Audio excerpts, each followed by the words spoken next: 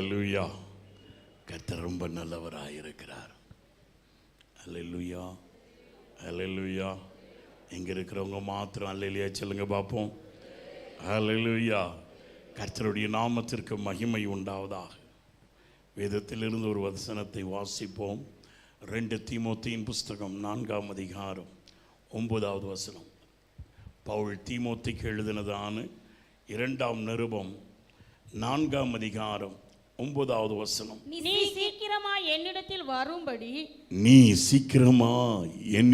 வரும்படி ஜாக்கிரதைப்படு, மிகுந்த ஜாக்கிரதை உள்ளவனாயிரு. ஹல்லேலூயா. கர்த்தருடைய நாமத்திற்கு மகிமை உண்டாவதாக. என்கிட்ட வர்றதற்கு நீ ஜாக்கிரதை உள்ளவனாயிரு. ஒரு தகப்பனுடைய குமரல் தன் பிள்ளையோடு இருக்க வேண்டும் என்று சொல்லி, பிள்ளை எப்படியாவது தன்னை விட்டு தூரம் போயிடக்கூடாது, தன்னோடு இருக்க வேண்டும் என்று சொல்லி, கர்த்தருடைய நாமத்திற்கு மகிமை உண்டாவதாக. அருமையான தேவனுடைய பிள்ளை பவுலை குறித்து தெரியும். தேவன் பவுலை பிரியமானவர்களே தமஸ்குக்கு போகிறதான வழியிலே அவனை ரட்சித்தார். பவுல் ஒரு பரிசேயன், பவுல் ஒரு யூத மத தலைவனாக இருக்கும்படி கமலியனுடைய பாதத்திலே அமர்ந்து நன்றாய் வேதத்தை கற்றுக்கொண்டவன். தன் வேதத்துக்கு விரோதமாய் ஜனங்கள் நடக்கிறார்கள் என்று சொல்லி பிரியமானவர்களை கிறிஸ்தவர்களை சிறைப்பிடித்து சிறைச்சாலைக்குள் தள்ளி அவர்களை துன்பப்படுத்தினவனாய் இருந்தான். கர்த்தருடைய நாமத்திற்கு மகிமை உண்டாவதாக.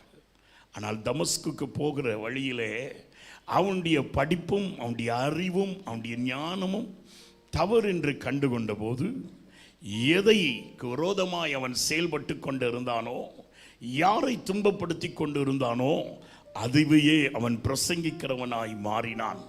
கிறிஸ்துவை எடுத்து கூறுகிறவனாக மாறினான். கர்த்தருடைய நாமத்திற்கு மகிமை உண்டாவதாக. தன் இறுதி காலத்திலே பிரியமானவர்களே இந்த 2வது தீமோத்தேயை அவன் நிருபமாக தன் பிரியமானவர்களே ஆவிக்குரிய மகனாகிய பவுலுக்கு தீமோத்தேக்கு இதை எழுதுகிறார் ரோமாபுரியிலிருந்து. இதன் பின்னலையை நீங்கள் வாசிக்க வேண்டும் என்று சொன்னால் அப்போஸ்தலரின் புஸ்தகம் 26, 27 கடைசி 2 அதிகாரத்தை வாசித்தால் பவுல் பிரியமானவர்களே இந்த ரோமபுரியிலே சிறை கைதியாக இருந்து அங்கே ஃபெலிக்ஸ்க்கு முன்னாலே தேசாதிபதிக்கு முன்பாக நியாய சிங்காசனத்துக்கு முன்பாக நின்று நியாயம் தீர்க்கப்பட்டு பிரியமானவர்களே ஆயுள் கைதியாக போடப்பட்டு இன்னும் கொஞ்ச நாள் அவன் மரிக்க வேண்டும். அவனுடைய தலையை சிரசேதம் பண்ண போகிறார்கள். அப்பொழுதுதான் இந்த நிருபத்தை அவன் எழுதினான் என்பதை பார்க்கிறோம். ஏறக்குறைய சரித்திரத்தின் பிரகாரமாய் பார்க்க வேண்டும் என்று சொன்னால் கிறிஸ்துவின் மரணத்துக்கு பின்பு 66ஆம் ஆண்டு AD 66 இந்த நிருபத்தை அவன் எழுதுகிறான். அந்த நிருபத்தில் அவன் சொல்லுகிறது என்னவென்றால், நீ சீக்கிரமா என்னிடத்தில் வா, வேற எங்கேயும் போயிடாதப்பா தீமோத்தேயே, நீ சீக்கிரமா என்னிடத்தில் வா, ஜாக்கிரதை ஆயிரு, உன்னை உன் வழியை மாற்றி போடும்படிக்கு, உன் வழியை பிசகி போக பண்ணும்படிக்கு அநேக சூழ்நிலைகள் வரும். காரணம் வாசிங்க பார்ப்போம், 10வது வசனம் வாசிங்க. ஏன் என்று சொன்னால், தேமா என்று சொல்லக்கூடியவன் இப்பிரபஞ்சத்தின் மேல் ஆசை வைத்து என்னை விட்டு பிரிந்து தெசலோனிக்கேக்கு போய்விட்டான்.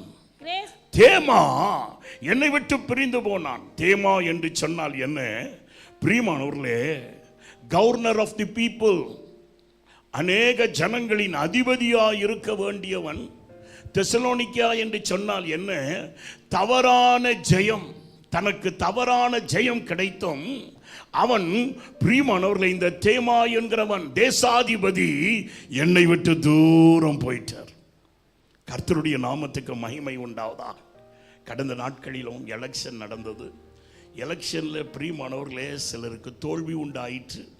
ஆகிலும் கூட்டு ஜனங்களை சேர்த்து கொண்டு பிரியமானவர்களே நம்முடைய பிரதம மந்திரி இத்தாலியா தேசத்துக்கு போயிட்டார்.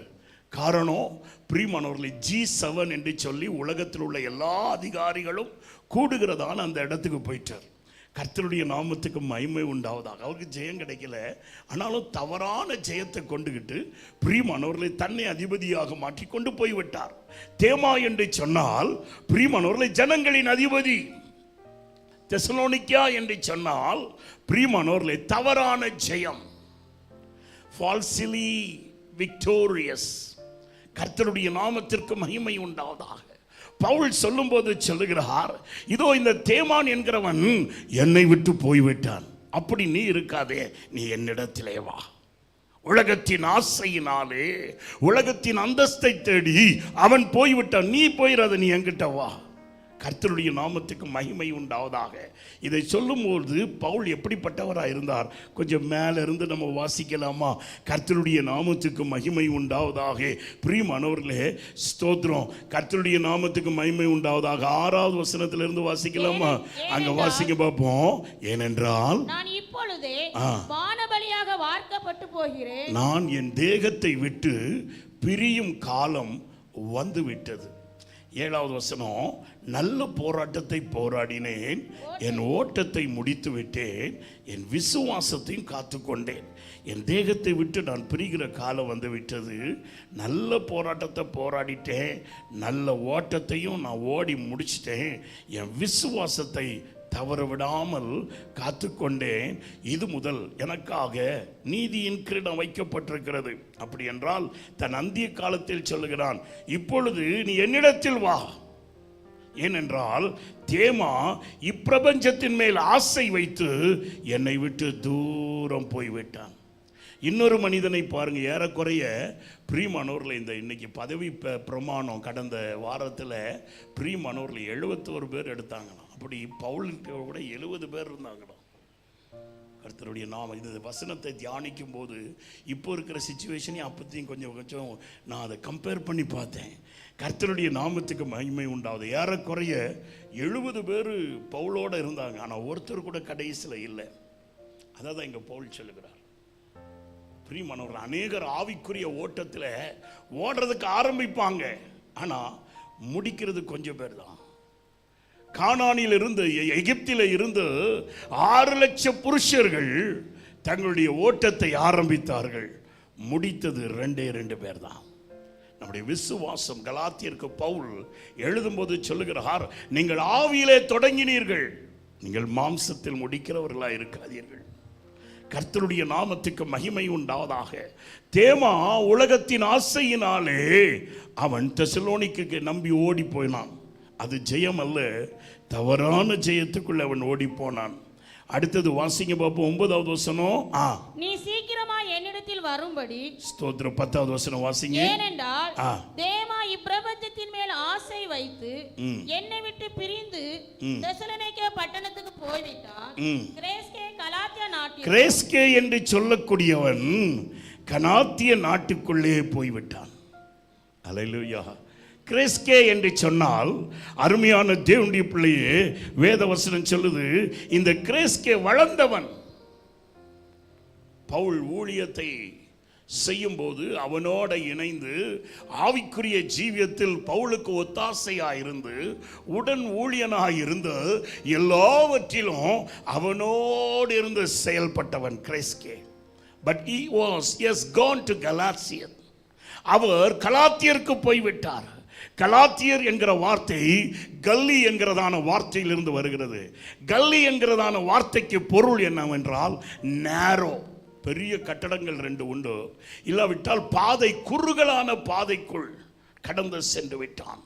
ஆவிக்குரிய தரிசனம் இல்லாதவனாக, ஆவிக்குரிய வெளிப்பாடு இல்லாதவனாக அவன் குறுகிய காரியங்களையே பார்த்து கொண்டு குறுகிய சிந்தையோடு தேவனுடைய மகத்துவத்தை எண்ணாதபடி, தேவனுடைய மகிமையின் அழைப்பை எண்ணாதபடி, பிரியமானவர்களே, இவன் செய்த காரியம் என்ன? குறுகிய பாதையிலே போய்விட்டான். He went to the narrow path. கர்த்தருடைய நாமத்திற்கு மகிமை உண்டாவதாக. அருமையான தேவனுடைய பிள்ளையே, என் வேதம் சொல்லுகிறது, பிரியமானவர்களே, 3வது வாசிங்க பார்ப்போம். 10வது வசனம் வாசிங்க. தீத்து தல்மத்தியா நாட்டிற்கு போய்விட்டார்கள். தீத்து எங்க போயிட்டாரு? தல்மத்தியா நாட்டுக்கு போயிட்டாங்க. 3 பேர் 3 இடத்துக்கு போயிட்டாங்க. மீண்டும் வாசிங்க 10வது வசனம். தேமா இப்பிரபஞ்சத்தின் மேல் ஆசை வைத்து என்னை விட்டு பிரிஞ்சு போயிட்டான். தெசலோனிக்கே பட்டணத்துக்கு போய்விட்டான். கிரேஸ்கே என்ன செய்தான்? கலாத்தியா நாட்டில் குறுகிய பார்வையினாலே என்னை விட்டு போயிட்டான். இவர் கூட இருந்தா ரொம்ப பாடு அனுபவிக்கணும். ஏன்னா மேலே தீமோத்தேக்கு சொல்லும்போது சொல்றாரு பாருங்க, பிரியமானவர்களே, 5வது வசனத்தை நீங்க வாசித்தீங்கன்னா, நீயோ எல்லாவற்றிலும் மனத்தாழ்மை உள்ளவனாயிருந்து தீங்கு அனுபவிக்கிறவனாயிரு, சுவிசேஷ வேலையை செய்கிறவனாயிருந்து உன் ஊழியத்தை நிறைவேற்றுகிறவனாயிரு. அப்போ சுவிசேஷ ஊழியம் செய்யும் போது, கர்த்தருக்கென்று நிற்கும் போது தீங்குகள் வரும். இதை கிளேஸ்கே கேட்டான். இவனுக்கு தெரியும் பவுலோட இருந்தா நம்ம சிறைச்சாலைக்குள்ள தான் போனோம்னு சொல்லி. பிரியமானவர்களே, அவனுடைய குறுகிய மனதோடு பிரியமானவர்கள் அவன் போயிட்டான். வேதம் சொல்லுகிறது, காண்கிறது அனைத்தும் அனித்தியம், காணாதவைகளோ நித்தியமாயிருக்கிறதே. அவரோடு பாடுகள் சகித்தால் அவரோடு ஆள்கையும் செய்வோம். இவ்வுலகத்தின் பாடுகள் இனி வெளிப்பட போகிறதான மகிமைக்கு நிகரல்ல. ஒரு கிறிஸ்தவனாயிருந்து தேவ பக்தி உள்ளவனாயிருந்து அவன் பாடுகளை சகித்தால் பிரியமானவர்களே, அவன் பாக்கியவான். காரணம் என்னவென்றால் அவன் பாடுகளின் வழியாய் பரலோக ராஜ்யம் செல்கிறவனாயிருக்கிறான். தேவனுடைய பிள்ளையாய் இருக்கும்போது, தேவனுக்கென்று நீ பணிவிடை செய்யும்படியாய் உன்னை அர்ப்பணிக்கும் போது, தேவனுடைய காரியங்களில் இருக்கும் பொழுது பாடுகள் வரும். ஆனால் உன் சிந்தை குறுகி போனதா இருக்கக்கூடாது. கிளேஸ்கே குறுகின பார்வை உடையவனாக பிரியமானவர்களே தேவன் வைத்திருக்கிறதான மேன்மையை இழந்து போனான். அநேக நேரத்தில் நம்முடைய சிந்தனைகள் குறுகியதா இருக்கிறது. கர்த்தர் வைத்திருக்கிற மேன்மையை நாம் மறந்து விடுகிறோம். வேதம் சொல்லுது, எபிரேயரின் புஸ்தகம் 12ஆம் அதிகாரத்தில் நீங்கள் வாசிக்கும் பொழுது, பிரியமானவர்களே, கிறிஸ்தேசுவை உங்கள் மனதில் வைத்துக் கொள்ளுங்கள். வாசிக்கலாமா 1வது வசனம்? ஆகையால் மேகம் போன்ற இத்தனை திரளான சாட்சிகள் உங்களை சுற்றிலும் இருக்கும் பொழுது, அந்த சந்தோஷத்தை பெற்றுக்கொள்வதற்கு முன்பாக சில அவமானங்கள் வருகிறது. காலேஜுக்குள்ள போன உடனே ரேகிங் வருது. ஏன்னா படித்த பிறகு அவன் பட்டதாரியாக மாற போகிறான். படிக்கும்போது பரீட்சைகள் வரும். அதை கண்டு பிரியமான அவங்க இப்படி சொல்கிறாங்க, இவங்க இப்படி சொல்கிறாங்க சொல்லி விழுந்துட்டா பிரியமானவர்களை பிள்ளைகள் மேலே வர முடியாது. they should go to the trials. அவர்கள் பரீட்சையின் வழியாய் பாடுகளின் வழியாய் போகணும். when they are faithful to that, they will be crowned as a graduate. கர்த்தருடைய நாமத்திற்கு மகிமை உண்டாவதாக. அருமையான தேவனுடைய பிள்ளையே, என் வேதம் சொல்லுகிறது, எபிரேயர் 12:2 வாசிக்கும் பொழுது வேதம் சொல்லுகிறது, தனக்கு முன்பாக தேவன் ஒரு சந்தோஷத்தை வைத்திருக்கிறார் என்று சொல்லி வாசிக்க பார்ப்போம். அவமானத்தை அவர் எண்ணவில்லை, சிலுவையை அவர் சகித்துக் கொண்டார். தேவனுடைய சிங்காசனத்தின் வலது பார்சத்தில் இப்பொழுது வீற்றிருக்கிறார். ஹல்லேலூயா, ஹல்லேலூயா, ஹல்லேலூயா. இப்பொழுது வருகிற பாடுகள் அல்ல. ஆனால் பிரியமானவர்கள், இந்த 2வது மனுஷன் கிரேஸ்கே என்று சொல்லக்கூடியதான இந்த மனிதன், he was narrow minded, குறுகிய பார்வை. இப்பொழுது ஏதாவது கிடைக்குதா, இப்போ ஒரு அற்புதம் நடந்தா போதும், இப்போ எனக்கு ஒரு நன்மை கிடைச்சா போதும், இப்போ எனக்கு ஏதாவது கிடைச்சா போதும், இப்போ ஒரு பாராட்டு கிடைச்சா போதும், அது எனக்கு போதும். அல்லேலூயா. மண்ணுக்காக மாணிக்கத்தை விட்டிட மாட்டேன், சம்பூரண அழகுள்ளோர் என்னை மீட்டு கொண்டீரே, சம்பூரணமாக என்னை உமக்கு கிளேஸ்கே போல குறுகின மனப்பான்மை நமக்கு இருக்கக்கூடாது. பாடுகள் வரும்போது, பிரச்சனைகள் வரும்போது, ஆலயத்துக்கு வரும்போது பிரியமானவர்களை குடிகார கணவன் சில நேரத்தில் நிந்திப்பான். விசுவாசத்தில் இருக்கும் பொழுது பிள்ளைகளுக்கு சில நேரத்தில் பிரியமானவர்களே பிசாசு கலைக்கு விட தான் செய்வான். அதை பார்த்து சுதந்திரக்கூடாது. பிரியமானவர்களே, அவர் மேல் நம்பிக்கையாயிருக்கணும். யோபின் உபத்திரவத்தை பாருங்கள். யோபு உத்தமனும் சன்மார்க்கனும் தேவனுக்கு பயப்படுகிறவனுமாயிருந்தான். அவனுக்கு பாடுகள் வந்தது. மனைவி நிந்திக்கிறாள், செத்து போனா நல்லது.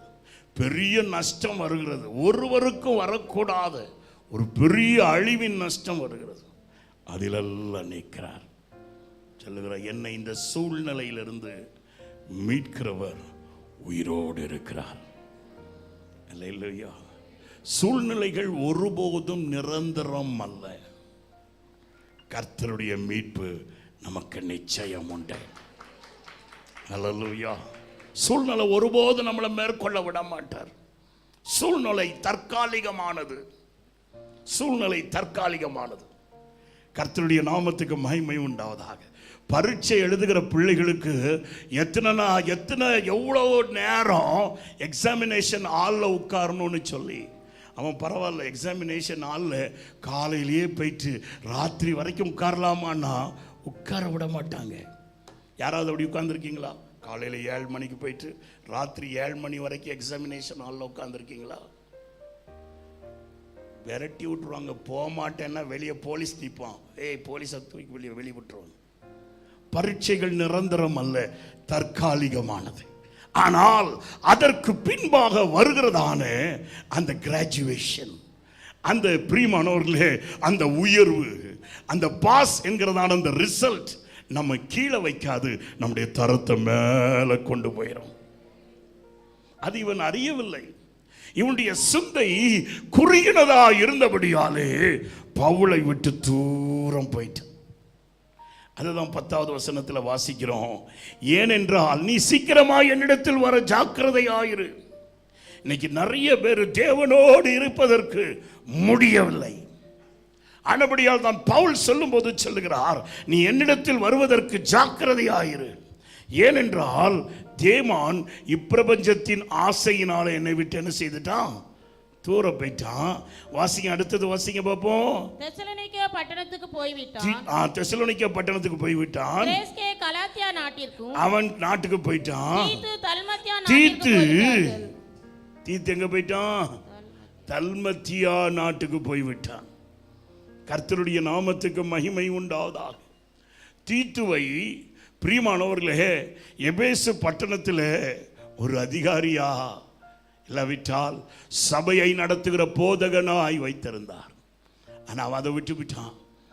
எங்கெல்லாம் அவனுக்கு ராயல் ரோப் கிடைக்கிறதோ, பிரிஸ்ட்லி ரோப் கிடைக்கிறதோ, ஆசாரியருடைய அந்த பட்டம் கிடைக்கிறதோ, அந்த பட்டத்தை பார்த்து போய்விட்டான்.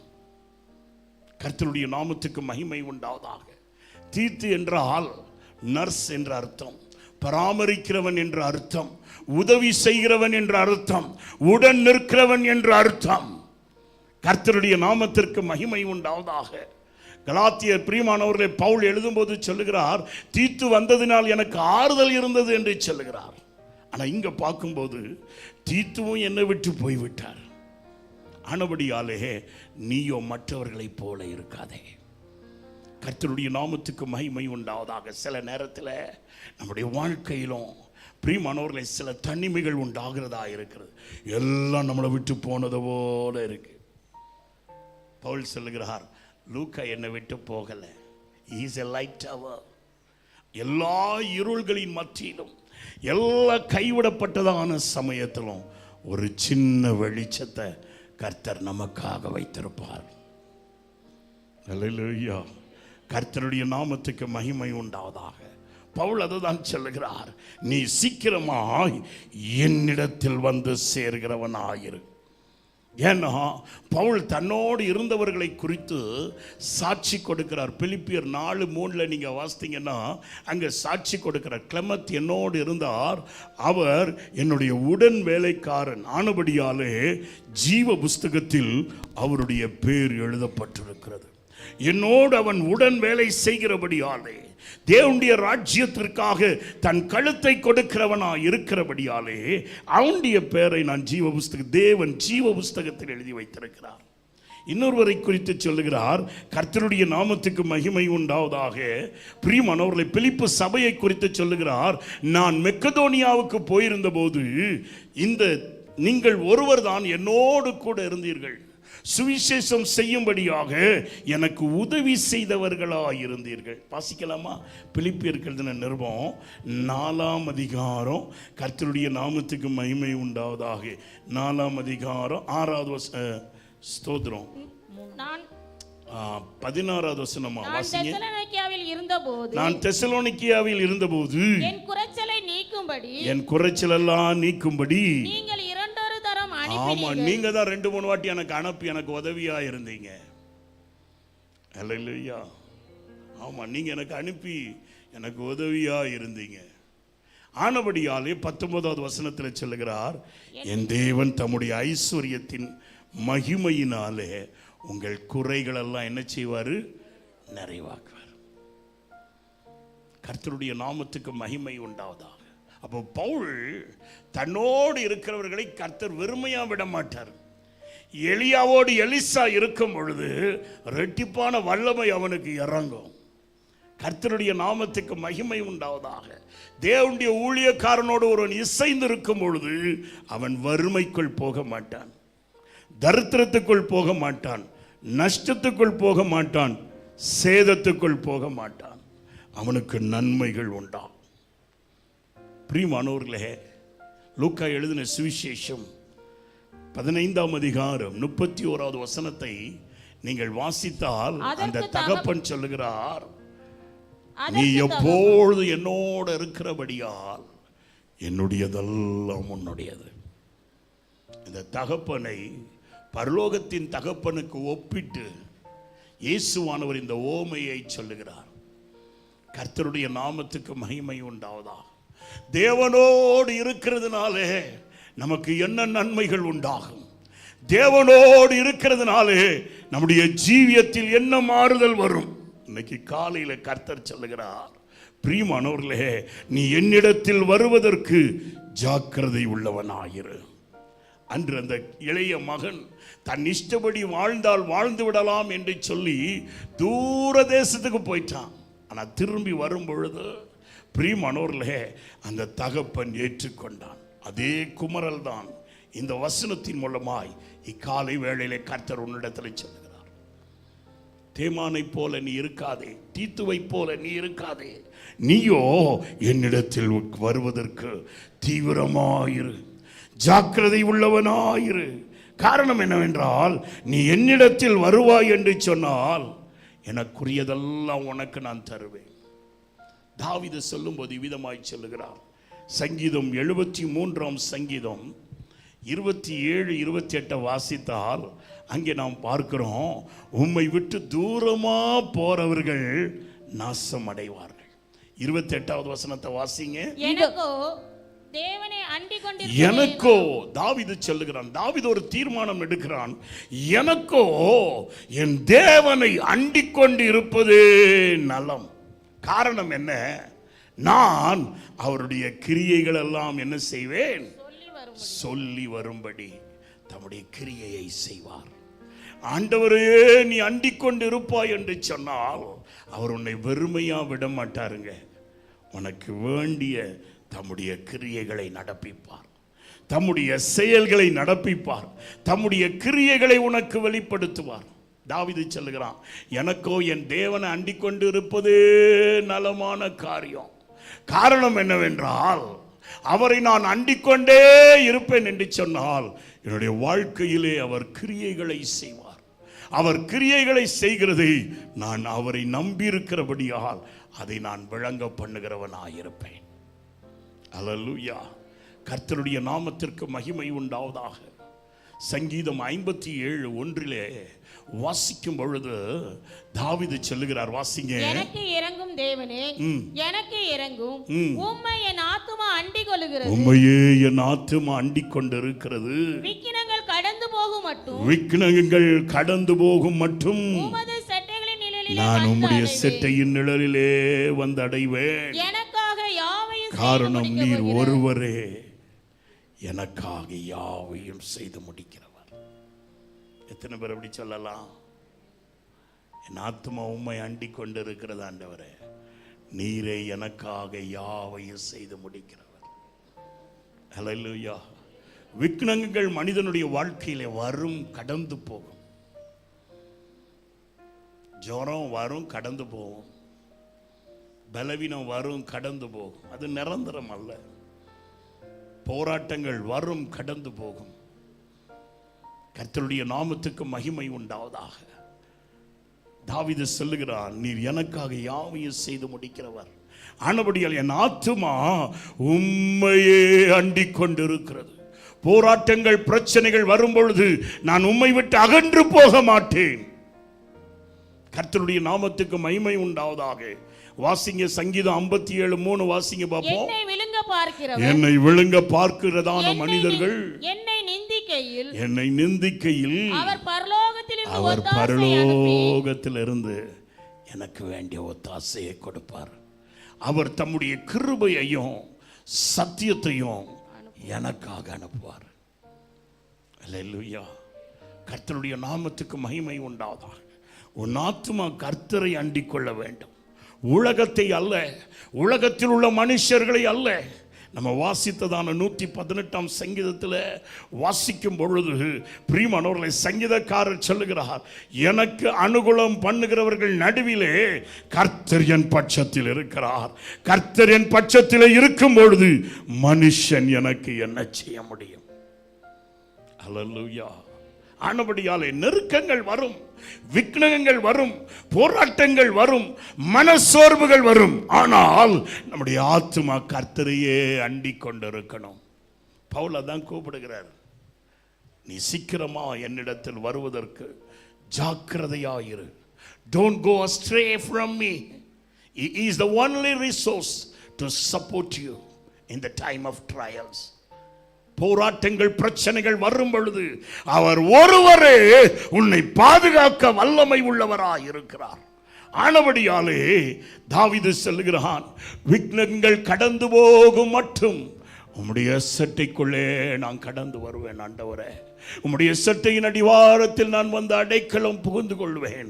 காரணம், நான் உம்மை நோக்கி கூப்பிடும் பொழுது மனுஷன் என்னை விளங்க வேண்டும் என்று இருக்கிறதான வேளையில் நீர் எனக்கு வேண்டிய கிருபையையும் உம்முடைய சத்தியத்தையும் நீர் அனுப்புவீர். நீர் எப்படிப்பட்டவர் என்றால் எனக்காக யாவையும் செய்து முடிக்கிறவர். You are the Lord who accomplished everything for me. எல்லாவற்றையும் அவர் செய்ய முடியும். அவர் ஒருவராய் வானத்தை உரித்து பூமியை நிலைப்படுத்தினதான தேவன். உனக்கு வேண்டிய எல்லாவற்றையும் அவர் செய்து முடிப்பார்.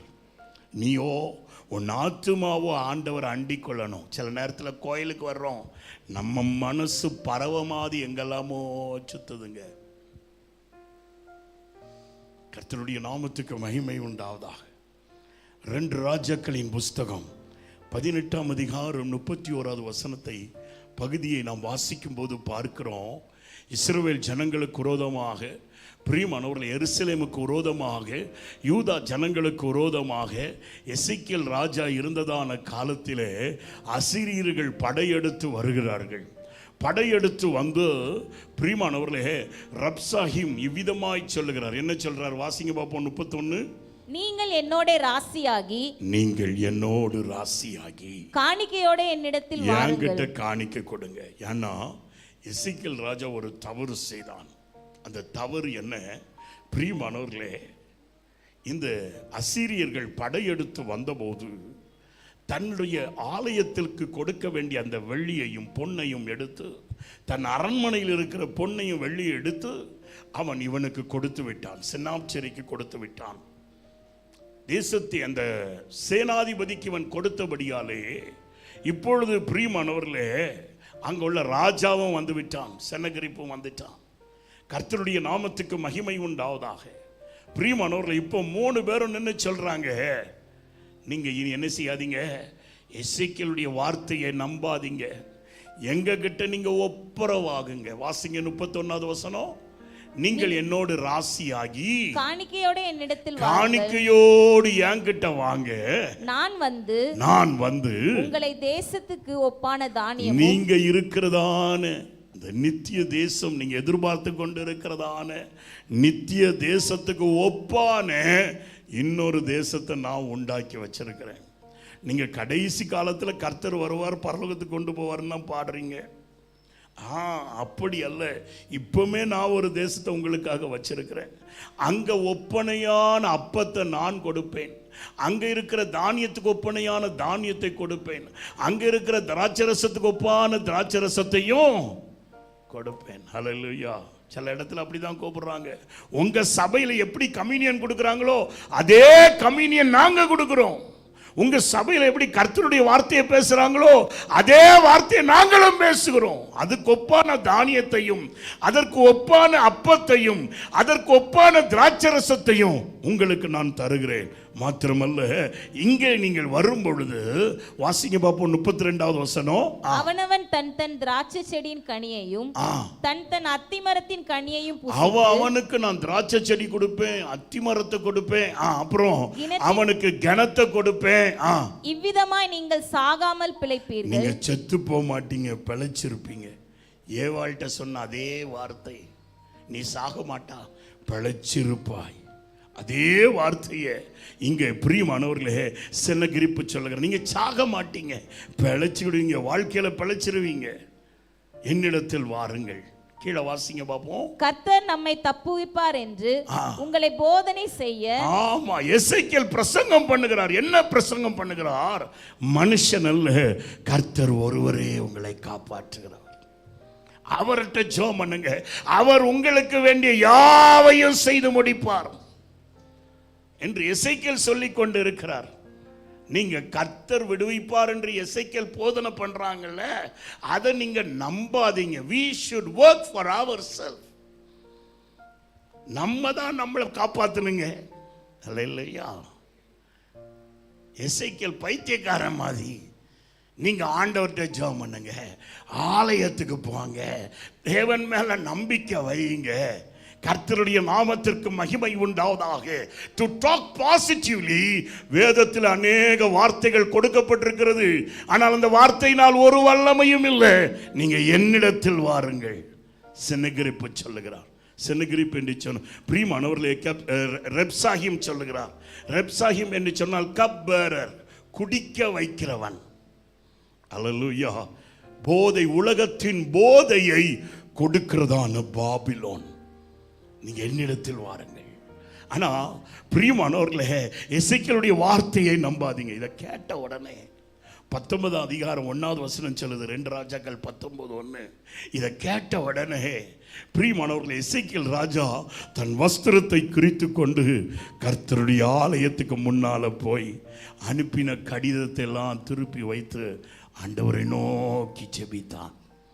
உனக்கு நெருக்கங்கள் வரும் பொழுது, கலக்கங்கள் வரும் பொழுது, வேதனைகள் வரும் பொழுது கர்த்தரை நோக்கி கூப்பிடு, அவர் உனக்காக யாவையும் செய்து முடிப்பார்.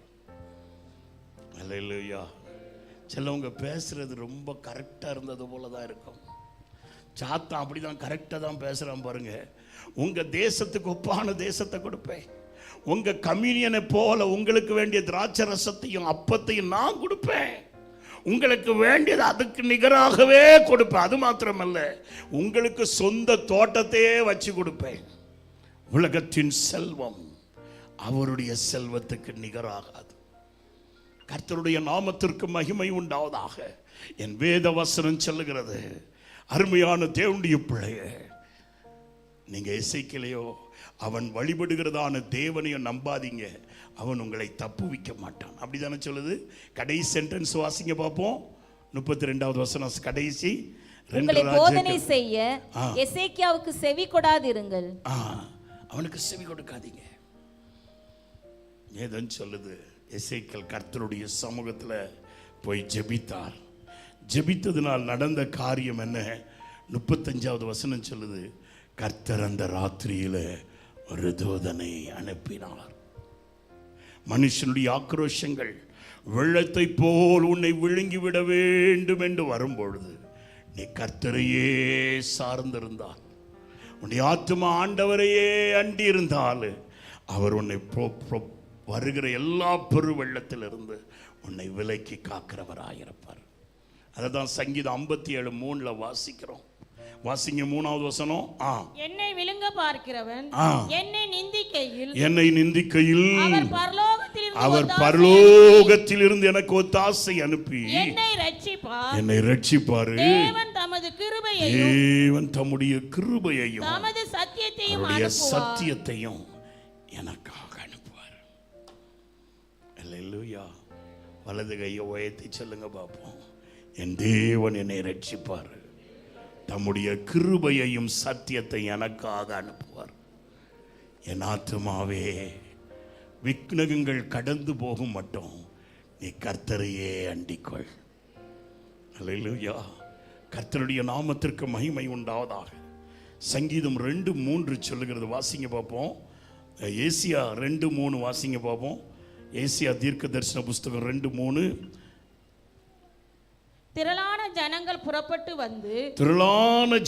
புறப்பட்டு வந்து நாம் கர்த்தருடைய ஆலயத்துக்கு போவோம். யாக்கோபின் தேவனுடைய ஆலயத்துக்கு போவோம். வாருங்கள். அவர் தமது வழிகளை நமக்கு போதிப்பார், நாம் அவர் பாதைகளில் நடப்போம். அவருடைய பாதையில நம்ம நடப்போம் என்பார்கள். ஏனெனில் சீயோனிலிருந்து வேதமும் எருசலேமிலிருந்து கர்த்தரின் வசனமும் வெளிப்படும். நமக்கு வேண்டிய வசனத்தையும் நமக்கு வேண்டியதான வேதத்தையும் கர்த்தர் நமக்கு வெளிப்படுத்துவார். அவருடைய பாதையை நமக்கு போதிப்பார். 4வது வசனம் வாசிங்க பார்ப்போம். ஜனங்களுக்கு நியாயம் தீர்த்து அவருடைய சமூகத்தில் போகும்போது அவர் தம்முடைய ஜனங்களுக்கு வேண்டிய நியாயம் தீர்ப்பார். திரளான ஜனங்களை கடிந்து கொள்வார். மாத்திரமல்ல, ஜனங்களை கடிந்து கொள்வார். நமக்கு நியாயம் செய்கிறது மாத்திரமல்ல, நம்முடைய பாதைகளிலே நாம் இடராதபடிக்கு, உலகத்தோடு இணைந்து போகாதபடிக்கு, வழிமாறி போகாதபடிக்கு, பட்டயத்தினால் ஜீவிக்காதபடிக்கு, பிரியமானவர்களே, நம்முடைய சுபாவங்களை மாற்றும்படி அவர் நம்மை கடிந்து கொள்வார். அவர் கடிந்து கொள்ளும் போது பட்டயத்தை எடுத்தவன் என்னதான் மாறுவான்? மண்வெட்டியை மாற்றி அதனால் உழைக்கிறவனாய் இருப்பான்.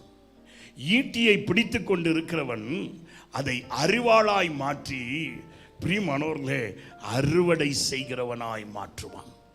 தேவனுடைய ஆலயத்துக்கு திரளான ஜனங்கள் வருவார்கள். தேவனுடைய ஆலயத்துக்கு வருகிறதுனால் அவர்களுக்கு உண்டாகும் நன்மை என்ன? கர்த்தர் அவர்களுக்கு வேண்டிய வார்த்தையை போதிப்பார். போதித்தரின் நிமித்தமாக, தேவனுடைய வார்த்தையை கேட்கிறது நிமித்தமாக அவருடைய ஜீவியத்தில் மாறுதல் உண்டாகும். அல்லேலூயா, அல்லேலூயா. கர்த்தருடைய நாமத்துக்கு மகிமை உண்டாவதாக. அப்படி நம்ம கீழே கொஞ்சம் வாஸ்தா வேதம் சொல்லுது பாருங்க. 5வது வசனம் வாசிங்க. யாக்கோபின் வம்சத்தாரே கர்த்தருடைய வெளிச்சத்தில் நடப்போம் வாருங்கள். திரளான ஜனங்கள் தேவனுடைய சமூகத்துக்கு வருவாங்க. அவங்களுடைய சுபாவங்கள் மாறும். அவங்க உழைக்கு திருடி சாப்பிடுகிறவர்கள், பொல்லாப்பு செய்கிறவர்கள், தீங்கு செய்கிறவர்கள் சுபாவம் மாறி உழைத்து ஜீவிக்கிறவர்களாக இருப்பார்கள். காரணம், ஆண்டவருடைய வசனம் அவர்களை மாற்றும். இங்க 2வது அதே அதிகாரத்தில் 5வது வசனம் சொல்லுது, யாக்கோபின் ஜனங்களே நீங்கள் எல்லாரும் வாருங்க, நம்ம கர்த்தருடைய வெளிச்சத்தில் என்ன செய்வோம்? நடக்கிறவர்களாக இருப்போம். வாசிங்க, கீழே வாசிங்க. யாக்கோபின் வம்சத்தாராகிய உம்முடைய ஜனத்தை கை நெகிழ்ந்தீர். ஆனால் யாக்கோபின் ஜனத்தாரை நீர் கை நெகிழ்ந்து விட்டீர். அவங்க சுபாவம் மாறிச்சு. ஆனா கூடாரத்தில் இருக்க வேண்டியதான, தேவ சமூகத்தில் இருக்க வேண்டியதான அந்த பிள்ளைகளை கர்த்தர் கைவிட்டு விட்டார். எதுக்காக கைவிட்டாராம்? கீழே வாசிங்க பார்ப்போம். அவர்கள் கீழ்த்திசையாரின் போதகத்தால் நிறைந்து, அவர்கள் தேவனுடைய வசனத்தின் போதனையை கேட்கவில்லை, தேவனுடைய ஆலயத்தின் போதனையை கேட்கவில்லை, மாறாக கீழ்த்திசையின் போதகத்தை கேட்டார்கள். பெலிஸ்தரை போல் நாள் பார்க்கிறவர்களாய் இருந்து, பெலிஸ்தியர்கள் எப்படி செய்கிறார்களோ அதை போல் தங்களுடைய வாழ்க்கைக்கு வேண்டியதை செய்து கொண்டார்கள். அந்நிய புத்திரர் மேல் பிரியப்படுகிறார்களே. அந்நியர்கள் மேல்தான் அவர்களுக்கு பிரியமே, சபையின் மேலும், சபையின் பிள்ளைகள் மேலும், தேவனுடைய காரியத்தின் மேலும் அவர்களுக்கு பிரியமில்லை. ஆனபடியாலே யாக்கோபுவை கர்த்தர் கைவிட்டு விட்டார். அல்லேலூயா. தேவனுடைய சபையில் இருக்க வேண்டிய யாக்கோபு, கூடாரவாசியாகிய யாக்கோபை கர்த்தர் கைவிட்டு விட்டார். காரணம் என்ன? பிலிஸ்தியருடைய உபதேசம், அந்நிய உபதேசம் தேவை. அதனாலதான் கலாத்தியர் 1:6 வாசிக்கும் போது பவுல் சொல்லுகிறாரு, நான் உங்களுக்கு உபதேசித்ததான் இந்த உபதேசத்துக்கு விரோதமாக தேவ தூதனே வந்து பேசினாலும் அதுக்கு நீங்க என்ன செய்யாதீங்க? செவி கொடுக்காதீங்க, அதை பின்பற்றி போய்விடாதீங்க. காரணம் என்ன? கர்த்தருடைய வார்த்தை நீ அவமதித்தால் கர்த்தர் உன்னை தள்ளிவிடுவார். கர்த்தருடைய நாமத்திற்கு மகிமை உண்டாவதாக. தேவன் தம்முடைய வார்த்தையின்படி நாம் நடக்கும்படி அவருடைய ஆலயத்தை தேடுவோம். அவர் உனக்காக எல்லாவற்றையும் செய்து முடிக்கிறவராயிருக்கிறார். அவருடைய சமூகத்திலே ஜெபிக்கும்படியாய் நாடுவோம். இரண்டாவதாக, அவருடைய ஆலயத்திலே உனக்கு வேண்டிய வார்த்தைகளை கொடுக்கிறவராயிருக்கிறார். அவருடைய வார்த்தைக்கு செவி கொடுக்கிறவர்களாயிருப்போம். சாலமோன் சொல்லுகிறார், நீதிமொழிகளின் புஸ்தகம் 30:5 வாசிங்க பார்ப்போம். வேத வசனங்கள் தேவனுடைய வசனம் எல்லாம் புடமிடப்பட்டது, தம்மை அண்டிக் கொள்ளுகிறவர்கள், அவரை அண்டிக் கொள்ளுகிறவர்களுக்கு அவர் கேடகமானவர், கேடகமாயிருப்பார். இந்த வேத வசனத்தை எப்பொழுதும் நாம் பிடித்துக் கொள்ளணும். யாக்கோபின் புத்திரர்களே, இருளை விரும்புகிறவர்களாயிருக்காதீர்கள், இருளின் காரியங்களை விரும்புகிறவர்களா இருக்காதீங்க. அவருடைய பாதையிலே நடங்க. அவருடைய பாதையில நடக்கும் போது என் வேத வசனம் சொல்லுவரிலும் பெரும் காற்று வீசிடும், அவர் என்னை கைவிட மாட்டார். நீ சீக்கிரமாய் என்னிடத்தில் வருவதற்கு ஜாக்கிரதையாயிரு. ஜெபிக்கும்படியாய் என்னிடத்தில் வருவதற்கு ஜாக்கிரதையாயிரு.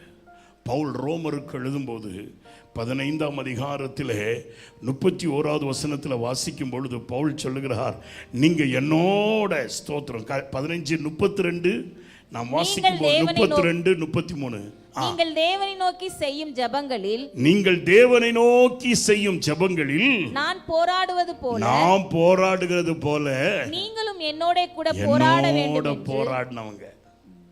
அதனால 33வது வசனம் சொல்லுது, வாசிங்க. சமாதானத்தின் தேவன் உங்கள் அனைவரோடும் கூட இருப்பாராக. இதை நான் அன்பா சொல்றேன். ஜெபத்துல என்னோட நீங்க போராடுனதுனால, ஜெபத்துல என்னோடு நீங்க தரித்திருந்ததுனால சமாதானத்தின் தேவன் எங்களோட இருப்பார். அப்போ பிரியமானவர்களுடைய ஆத்துமா ஆண்டவரோடு அண்டிக்கொண்டு தேவ பரிசுத்தவான்களோடு தேவ சபையோடு இணைந்து நீ ஜெபிக்கிறவனா இருக்கணும். அல்லேலூயா. ஆண்டவரை அண்டிக் கொள்ளணும் போராட்டங்கள், பிரச்சனைகள் வரும்போது. இரண்டாவது, தேவனுடைய ஆலயத்தை அண்டிக் கொண்டவனாய் இருக்க வேண்டும். அவருடைய ஆலயத்தை அண்டிக் கொள்ளணும். எசேக்கியேல் ராஜா ஆண்டவருடைய ஆலயத்தை அண்டிக் கொண்டான். திரளான ஜனங்கள் கர்த்தருடைய ஆலயத்தை அண்டிக் கொண்டார்கள். ஆனபடியால் அவர்களுடைய சுபாவங்கள் மாறிற்று. கர்த்தருடைய நாமத்துக்கு மகிமை உண்டாவதாக. தாவீது சொல்லுகிறார், எனக்கோ என் தேவனை அண்டிக் கொள்வதே நலம் என்று சொல்லுகிறார். கர்த்தருடைய நாமத்துக்கு மகிமை உண்டாவதாக. அவரையே அண்டிக் கொள்ளணும். ஏசியா தீர்க்க தரிசன புஸ்தகம் 48:20 வாசிங்க பார்ப்போம். சீக்கிரமா வாசிங்க. ஏசியா 48:20 பாபிலோனிலிருந்து புறப்படுங்கள், பாபிலோனை விட்டு புறப்படுங்கள், கல்தேயரை விட்டு ஓடி வாருங்கள், கல்தேயர்களை விட்டு ஓடி வாருங்கள், கர்த்தர் தம்முடைய தாசனாகிய யாக்கோபை மீட்டுக் கொண்டார் என்று சொல்லுங்கள். இதை கம்பீர சத்தமாய் கூறி பிரசித்தப்படுத்துங்கள், பூமியின் கடையாந்திரம் மட்டும் வெளிப்படுத்துங்கள் என்கிறார். 21வது வசனம் வாசிங்க. அவர் அவர்களை வனாந்திரங்களில் அவர்கள் வனாந்திரத்தில் நடந்து போன போதிலும் அவர்களுக்கு தாகவிடா இருந்ததில்லை. அவர்களை தாகமா விடுற தேவன் அவர் அல்ல. கர்த்தருடைய நாமத்திற்கு மகிமை உண்டாவதாக. ஆண்டவர் சொல்றாரு, நீங்க பாபிலோனிய சார்ந்து இருக்காதீங்க, கல்தேயரையே சார்ந்து இருக்காதீங்க, நீங்க என்னிடத்தில் வருகிறவர்களா இருங்கள். கர்த்தருடைய நாமத்திற்கு மகிமை உண்டாவதாக. வாழ்க்கை வனாந்திரத்தை போல் இருந்தாலும் உங்களை ஒரு காரியத்திலையும் நான் குறைந்து போக விட மாட்டேன். கர்த்தருடைய நாமத்துக்கு மகிமை உண்டாவதாக. ஏனென்று சொன்னால் வேதம் சொல்லுது பாருங்க, 17வது வசனத்தை வாசிங்க. இஸ்ரவேலின் பரிசுத்தராய் இருக்கிற உன் மீட்பரான கர்த்தர் சொல்லுகிறதாவது, பிரயோஜனமாய் இருக்கிறதை உனக்கு போதித்து நீ நடக்க வேண்டிய வழியிலே உன்னை நடத்துகிற உன் தேவனாய கர்த்தர் நானே. ஆமா, உனக்கு வேண்டியதை நான் என்ன செய்வேன்? போதிப்பேன். பாபிலோனை பிடிச்சு கொள்ளாது, அவருடைய வார்த்தையை அண்டிக்கொள். அது உனக்கு கேடயமா இருக்கும், அது உனக்கு பாதுகாப்பா இருக்கும், அதிலே உனக்கு பிரயோஜனமானதை அவர் போதிப்பார். உன் சமாதானம் நதியை போல இருக்கும். கர்த்தருடைய நாமத்திற்கு மகிமை உண்டாவதாக. பவுல் சொல்லுகிறாரு, அருமையான தேவனுடைய பிள்ளையே, நீ சீக்கிரத்தில் என்னிடத்தில் வர தாபரமாய், நீ ஜாக்கிரதையாயிரு, தாமதிக்காது, ஜாக்கிரதையாயிரு. காரணம், பாபிலோன் உன்னை இழுக்கும், கல்தையர்களின் ஞானமும் அறிவும் உன்னை இழக்கும். ஆனால் ஆண்டவரை மறந்துடாத, அவர் வாழ்க்கைக்கு பிரயோஜனமானதை போதிப்பார். உனக்கு வேண்டியதை அவர் போதித்து சொல்லுகிறவராயிருப்பார். கர்த்தருடைய நாமத்திற்கு மகிமை உண்டாவதா. ஏசியா தீர்க்க தரிசன புஸ்தகம் 55ஆம் அதிகாரம் 3வது வசனம் சொல்லுது, உன் செவியை என்னிடத்தில் சாய்த்து என்னிடத்தில் வா. அப்பொழுது உங்கள் ஆத்துமா பிழைக்கும். செவியை சாய்த்து என்னிடத்திலே வாருங்கள். என்கிட்ட கேளு, அப்போ உங்க ஆத்துமா பிழைக்க நான் வைப்பேன், உன்னை நான் பிழைக்க வைப்பேன். கர்த்தருடைய நாமத்துக்கு மகிமை உண்டாதா. ஆண்டவருக்கு கொடுக்க வேண்டிய நேரத்தை கொடுங்க. கடைசி நாளிலே பிரியமானவர்களே, அநேகர் தேவ பக்தியின் வேஷத்தை தரித்து கொண்டு தேவ பக்தியின் வல்லமையை இழந்து போவார்கள். நீங்கள் அப்படி இருக்காதீர்கள். கர்த்தருடைய நாமத்திற்கு மகிமை உண்டாவதாக. உங்கள் செவிகளை சாய்த்து என்னிடத்தில் வருகிறவர்களாயிருங்கள். என்னிடத்தில் வரும்பொழுது உங்களை நான் பிழைக்க வைப்பேன். கர்த்தருடைய நாமத்துக்கு மகிமை உண்டாவதாக. ஏசி 55:3 சொல்லுது, என்னிடத்தில் வாருங்கள், நான் உங்களை பிழைக்க வைக்கிறவனாயிருப்பேன். தாவீதுக்கு நான் என்னெல்லாம் கிருபையை கொடுத்தேனோ அதை நித்திய உடன்படிக்கையாய் உங்களுக்கு கொடுப்பேன். அதனாலதான் தாவீதுக்கு உண்டான அந்த ஆசீர்வாதத்தை நீ பெற்றுக்கொள்ளக்கூடாதுன்னு சொல்லிதான் பிரியமானவர்களை, ஜெப நேரத்தில் உன்னை எங்கேயாவது பிசாசு டிவேட் பண்ணிடுறான். ஆராதனை நேரத்தில் உன்னை எங்கேயாவது கொண்டு போயிடுறான். ஆராதனையை விட்டு விடாதீர்கள். கர்த்தருடைய நாமத்துக்கு மகிமை உண்டாவதாக. தேமாவை போல போயிடாதீங்க, தீத்துவை போல போயிடாதீங்க. கர்த்தருடைய நாமத்திற்கு மகிமை உண்டாவதாக. அருமையான தேவனுடைய பிள்ளையே, என்னிடத்தில் வருவதற்கு நீ தீவிரமாயிரு. வேதத்தை தியானிப்பதற்கு தீவிரமாயிரு. அதை அண்டிக் கொள்ளும் பொழுது அது உனக்கு கேடயமாயிருக்கும். உன் ஆத்துமா கர்த்தரை அண்டிக் கொண்டு எந்த காரியங்கள் வந்தாலும் ஜெபத்தில் தரித்திருக்கும் போது அவர் உனக்காக யாவையும் செய்து முடிப்பார். அவருக்கு செவி கொடுத்து அவரிடத்தில் வருவாய் என்று சொன்னார். சாதாரண ஒரு ஆட்டு இடையனாய் இருந்தவனை அரசனாய் உயர்த்தினதான தேவன் இன்றும் நினைவு கூறும்படி அநேக பாடல்களை எழுதி வைத்ததான தாவீதுக்கு கொடுத்த அதே கிருபையை ஆண்டவர் உனக்கு நித்திய உடன்படிக்கையை கொடுப்பார். உனக்கு அதை கொடுப்பார். அல்லேலூயா, அல்லேலூயா. அநேகர் உன்னை பார்த்து சொல்ல, இருந்தா இவங்களை மாதிரி இருக்கணும்பா, இருந்தா இவங்க பிள்ளைகளை மாதிரி இருக்கணும், இருந்தா இந்த ஆள் இருக்கார் பாருங்க அப்படி நம்ம இருக்கணும். தாவீதை அநேகருக்கு சாட்சியாய், வெறும் நமக்கு மாத்திரம் இல்ல, கிறிஸ்தவர்களுக்கு மாத்திரமல்ல, தாவீது உலகத்தாருக்கும் சாட்சியாக இருக்கிறார்.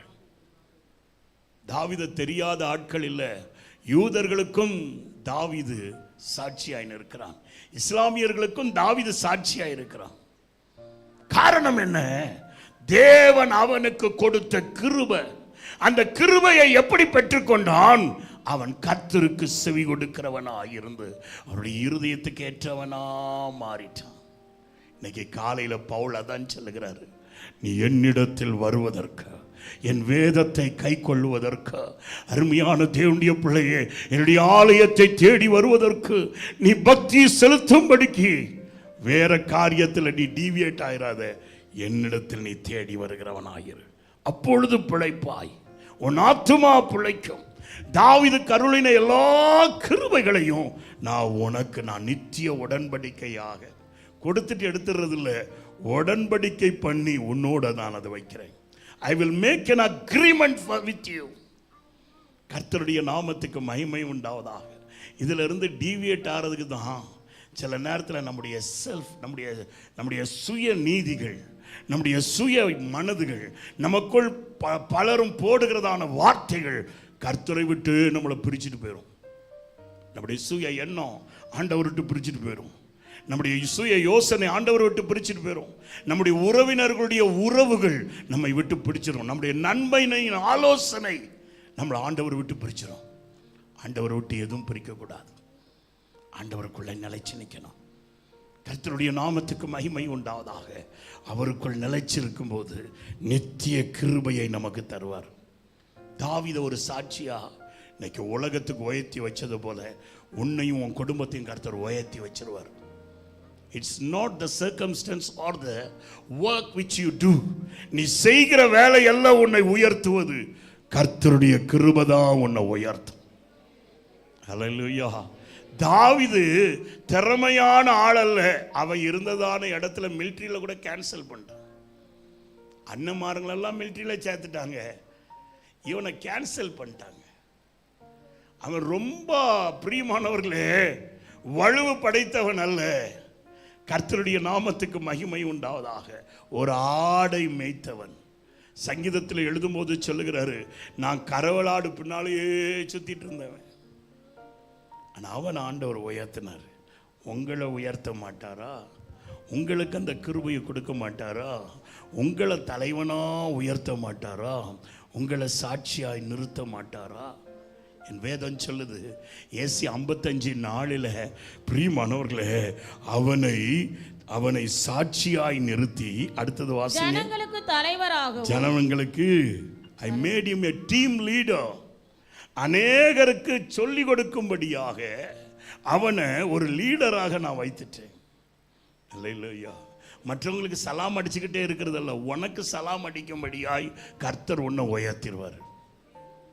அவருடைய வார்த்தைக்கு நீ செவி கொடுக்கும் போது, உன் வழிகள் என்னுடைய வழிகள் அல்ல, உன்னுடைய யோசனை என்னுடைய யோசனை அல்ல. கர்த்தர் உன்மேல் வைத்திருக்கிறதான யோசனை வானத்துக்கும் பூமிக்கும் எவ்வளவு உயரமாக இருக்கிறதோ அவ்வளவு பெரிதான திட்டங்களை உனக்கு வைத்திருக்கிறார். நீ அவருக்கு செவி கொடுத்து அவரை அண்டிக் கொள்ள வேண்டும். There are many things to deviate your prosperity. உனக்கு கிடைக்க வேண்டிய நன்மைகளில் இருந்து உன்னை பிரிக்கும்படியாக அநேக தேமான்கள், அநேக தீத்துக்கள் வரலாம். நீயோ கர்த்தரையே அண்டிக்கொள். அதுதான் உனக்கு நலன். அதுதான் நலன். கர்த்தருடைய நாமத்துக்கு மகிமை உண்டாவதாக. அருமையான தேவனுடைய பிள்ளையே, தாவீதுக்கு ஆண்டவர் செய்த காரியம் என்ன? அவனை சாட்சியா மாத்தினாரு. அவன் குடும்பத்தை உயர்த்திட்டாரு. அநேகருக்கு அவன் தலைவனா மாறினான். அநேகர் இவன் சொல்றதை கேட்கும்படி அவன் ஒரு அதிபதியா மாறிட்டான். வீட்டில் அப்பா கூட வீடு விருந்து வைக்கும்போது அவனை தேடலைங்க. அவனுடைய தாயின் பிள்ளைகளுக்கு நான் அந்நியனாய் மாறிவிட்டேன். என் தாயின் பாலை நான் குடிக்கும் போது என் தாய் மேல கூட எனக்கு நம்பிக்கை இல்லை, உம்மை மேலதான் நான் நம்பியே இருந்தேன். நீங்க சங்கீதத்தை வாசித்தீங்கன்னா தாவீதுடைய அலங்கோலமான அந்த ஜீவியம், வேதனை நிறைந்ததான ஜீவியம், கைவிடப்பட்டதான ஒரு ஜீவியம், அந்நியனாய் எண்ணப்பட்டு புறக்கணிக்கப்பட்டதான ஒரு ஜீவியம். ஆனா கர்த்தருக்கு செவி கொடுத்தான். கர்த்தருக்கு செவி கொடுத்தபடியாலே கர்த்தர் அவனை கோலியாத்திடம் மடிந்து போக ஒப்பு கொடுக்கலங்க. அவனுக்கு நித்திய கிருபையை கொடுத்தார். அவனை உயர்த்தினாரு, தலைவனா மாற்றினாரு, அதிபதியாய் மாற்றினாரு. இன்னைக்கு நமக்கு சாட்சியா வச்சிருக்கிறார். நம்முடைய குடும்பத்தையும் நம்முடைய பிள்ளைகளையும் ஆண்டவர் உயர்த்த வல்லவர். நீ செய்ய வேண்டியது என்னவென்றால், நீ அவரிடத்தில் வருவதற்கு ஜாக்கிரதையாயிரு. அவரை சேர்வதற்கு ஜாக்கிரதையாயிரு. ஜெபிப்பதற்கு ஜாக்கிரதையாயிரு. ஆலயத்துக்கு வருவதற்கு ஜாக்கிரதையாயிரு. அவருடைய வசனத்திற்கு செவி கொடுப்பதற்கு ஜாக்கிரதையாயிரு. அவருடைய கிருபையை பற்றி கொள்வதற்கு ஜாக்கிரதையாயிரு. அவருடைய கிருபை இல்லாவிட்டால் நாம் வாழ முடியாது. முழங்கால் போடுவோமா, ஜெபிப்போமா? அருமையான தேவனுடைய பிள்ளையே, பவுல் சொல்லுகிறாரு,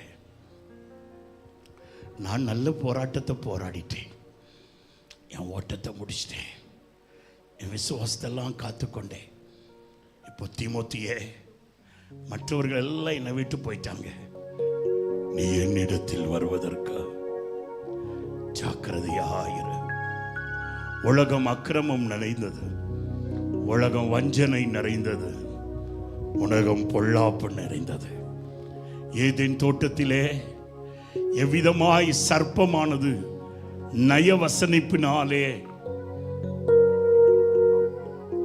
ஏவாளும் ஆதாமும் கர்த்தருடைய மகிமையை இழந்து போகும்படி ஆலோசனை கொடுத்து கர்த்தருக்கு விரோதமாய் பாவம் செய்யும்படியாய் தூண்டிற்றோ, அப்படி இந்த கடைசி காலங்களிலும் உன்னை டீவியேட் பண்ணும்படியாய், ஆண்டவருடைய அன்பை விட்டு பிரிக்கும்படியாய் அநேக காரியங்கள் உன்னை இழக்கிறதா இருக்கலாம். நீயோ கர்த்தரை அண்டிக்கொள். உம்மோடு இருப்பதுதான் என் உள்ளத்தின் வாஞ்சையா, உம் சித்தம் செய்வதுதான்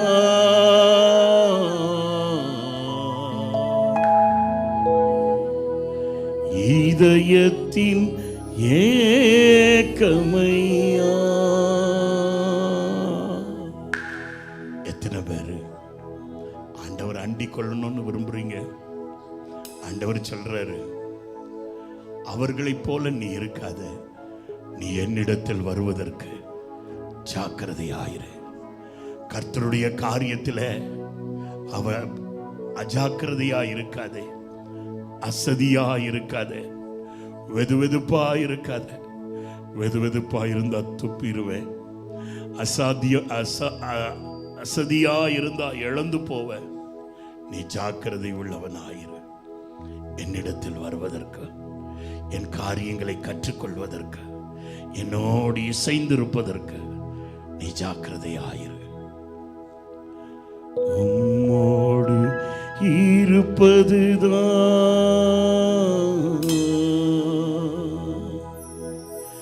என் உள்ளத்தின் வாஞ்சையா, உம் சித்தம் செய்வதுதான்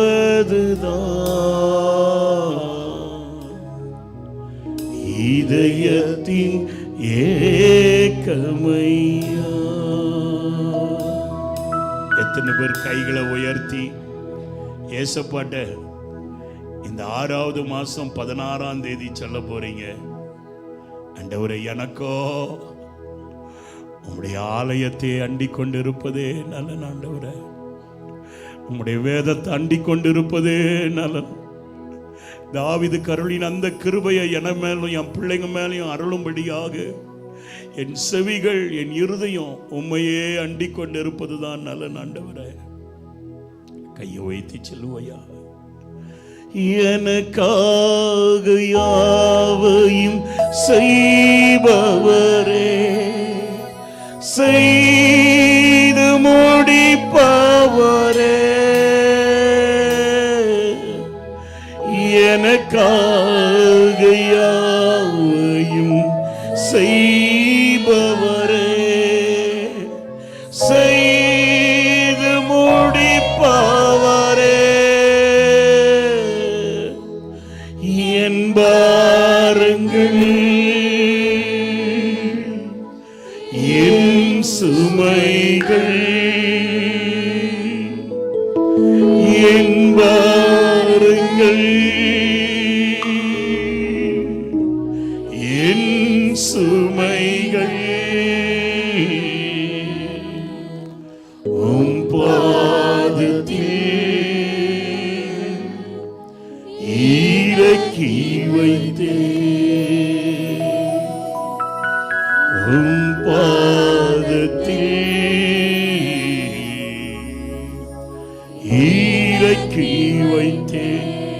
சபையார் எல்லாரும் சொல்லமா, ஏசையா உம்மைத்தானே என் முன்னே நிறுத்தி உள்ளே. ஏசையா உம்மைத்தானே என் முன்னே நிறுத்தி உள்ளேன். உம்மோடு இருப்பது This is true of our church. இந்த ஐஜிஎம்ல இருக்கிற ஒவ்வொரு பிள்ளைகளும் உண்மை குரலாய் சொல்வது, உம்மோடு இருக்கணும், உம்முடைய சித்தத்தை செய்யணும். எங்களுக்காக எல்லாவற்றையும் செய்து முடிக்கிறவர்.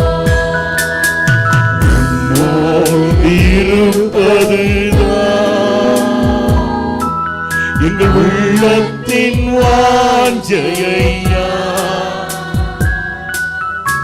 உம் சித்தம் செய்வதுதான்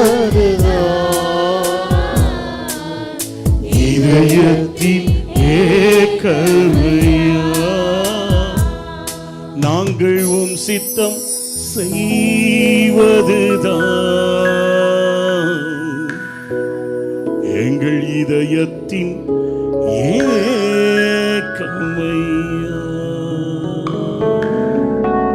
ஆமாண்டவரே, எங்களுக்கோ உம்முடைய சமூகத்தை அண்டி இருப்பதுதான் நலம். எங்களுக்கோ எல்லா காரியங்களிலும் ஜெபத்தின் மூலமாய் உம்மோடு இருப்பதுதான் நலன். எங்களுக்கோ உம்முடைய வார்த்தையை அண்டிக் கொள்வதுதான் நலன். எங்களுக்கோ உம்முடைய இருதயத்தை அண்டிக் கொண்டு உம்முடைய கிருபையை பெற்றுக்கொள்வதுதான் நலனாயிருக்கிறதையா. உம்முடைய சமூகத்தில் எங்களை அர்ப்பணிக்கிறோம். இயேசுவின் நாமத்தில் பிதாவே, ஆமென்.